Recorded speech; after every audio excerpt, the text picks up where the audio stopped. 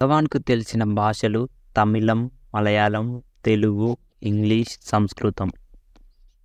కానీ ఆయన అభిమతం మౌనం. అపారమైన ఆ మౌన శక్తితో ఆయన బోధించేదే అధికం. ఆయన రచనలు బహుస్వల్పం.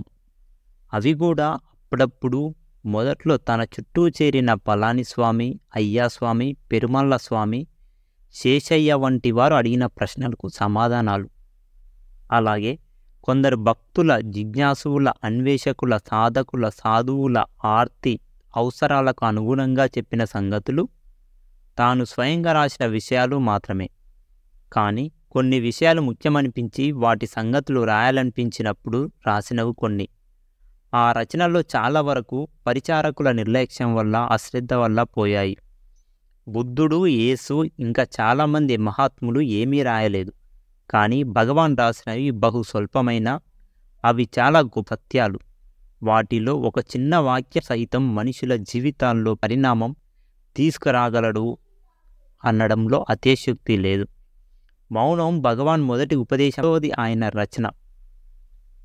ఆయన తన చదువు గురించి ఒకసారి ఇట్లా చెప్పారు: నేను ఏమీ చదవలేదు. నా పాండిత్యమంతా నా 14వ ఏటకి పూర్వం నేను ఏం చదివానో అంతవరకే పరిమితం.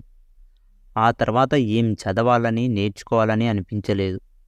భగవద్గీతాదుల విషయంలో నేను ఆ శ్లోకాలను ఎట్లా భాషిస్తున్నానా అని కొందరు ఆశ్చర్యపడతారు. అది నాకు వినికిడి వల్ల వచ్చినదే.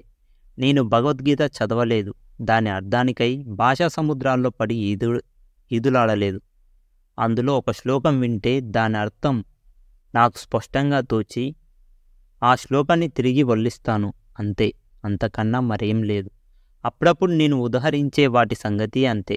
అవేవో అవి వాటంతట అవి వచ్చాయి, వస్తాయి.